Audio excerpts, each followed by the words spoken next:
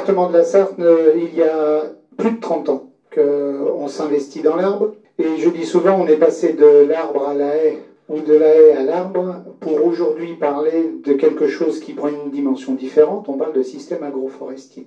Il y a 30 ans, 35 ans, on s'investissait dans la reconquête de l'arbre autour des parcelles. C'était un débat, alors que dans notre département, on était en pleine phase de réaménagement foncier et de remembrement, le mot est dit. Dans le même temps, dans les mêmes mois, dans les mêmes semaines, on s'investissait pour replanter des haies autour des parcelles, ce qui était déjà assez complexe.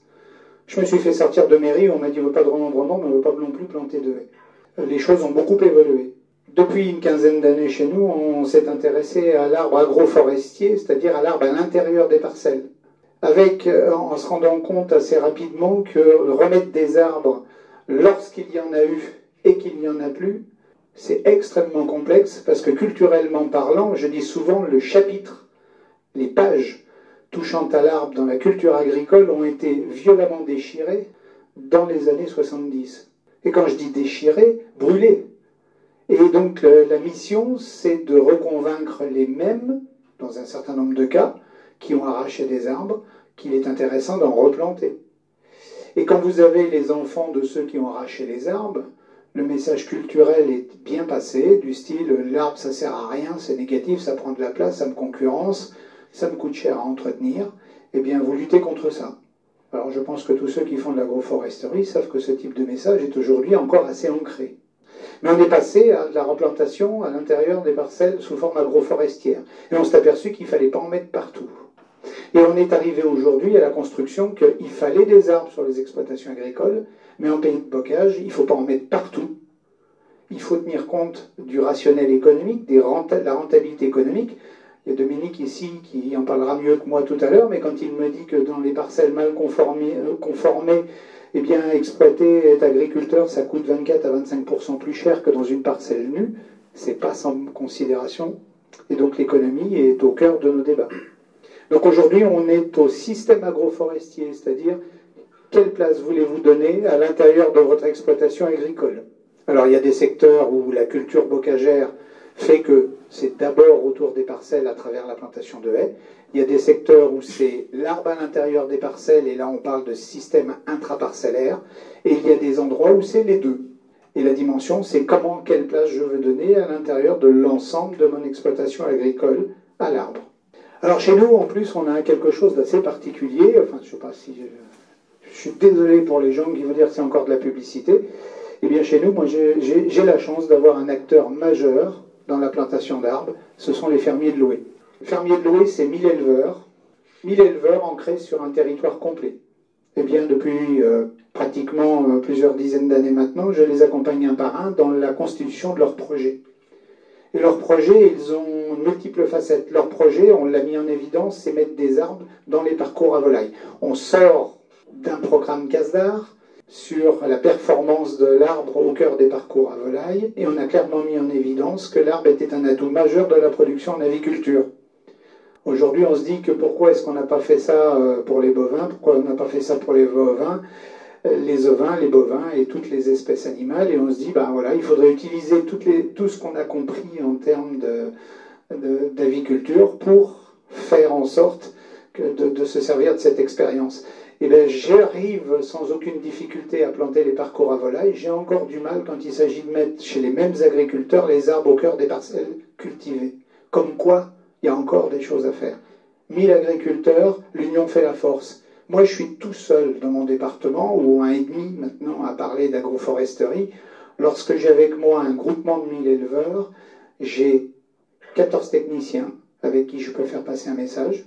J'ai la force d'un directeur qui est de la Fouchardière qui est décapant. Donc le message est relayé. Et donc on est beaucoup plus efficace. La seule chose, c'est qu'on arrive avec un discours autour de l'arbre qui est multifonctionnel. On met pour des volailles, on met pour certains pour faire du bois, on met pour d'autres pour faire des fruits. Donc on fait des volailles, des fruits. Pour d'autres, encore, ça peut être de la biodiversité, certains nous le disent, on en reparlera dans la journée. On parle un peu de l'eau, l'économie, l'économie de l'eau sur les milieux concernés. On parle souvent de la protection des sols.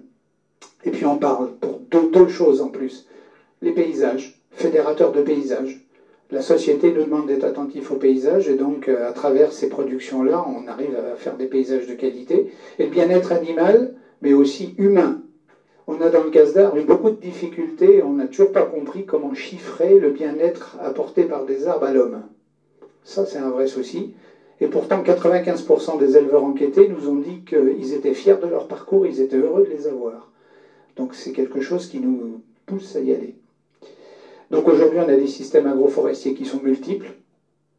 Moi, j'en ai à l'heure actuelle plusieurs centaines, je n'oserais pas dire pas loin d'un millier dans le département, de dimensions toujours en général relativement modestes, encore plusieurs hectares, allant jusqu'à 15 hectares. Mais quelles sont les limites aujourd'hui de cette efficacité? On s'aperçoit qu'il faut... c'est pas de la vente flash. On n'est pas en grande surface, on n'est pas en GMS. Il faut être ancré dans le temps, dans la durée, longtemps, accompagné et formé. Et puis, je m'aperçois qu'il faut parler positivement, mais je pense qu'on en reparlera dans la journée de l'arbre. Et ça, c'est très complexe. Quand la PAC vous dit que l'arbre est un espace improductif, quand la PAC vient, et moi je l'ai vécu la semaine dernière, je suis allé chez un agriculteur qui le matin avait vu l'ASP, l'agence de paiement, qui venait lui dire vous avez trop d'arbres dans vos parcours, donc je vais vous pénaliser si vous ne les arrachez pas. Et que moi l'après-midi je venais pour aménager un développement de parcours, je peux vous dire qu'il faut ramer. Parce que vous avez une dualité, vous faites un grand écart.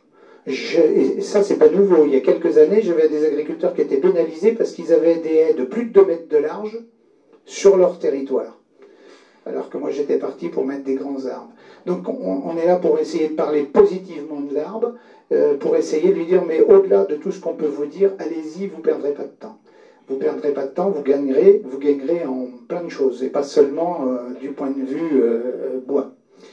Donc, et il faut continuer de communiquer et échanger parce que culturellement parlant, on a beaucoup de progrès encore à faire. Voilà. Donc on a des systèmes aujourd'hui qui sont des systèmes agroforestiers qui à notre niveau sont extrêmement différents. Et notre enjeu, parce qu'on est dans un pays de bocage, c'est aujourd'hui de l'amener dans les cultures. Et si je vous demandais qu'est-ce que me pose comme question un agriculteur qui est agroforestier en pays de bocage, et bien souvent il me dit, est-ce qu'il y en a d'autres qui en ont planté en terre agricole? La question c'est ça. Ça veut dire qu'aujourd'hui je me rends bien compte que socialement parlant, le verrou il n'est pas technique, il est humain. Je m'arrêterai là. Merci beaucoup Philippe.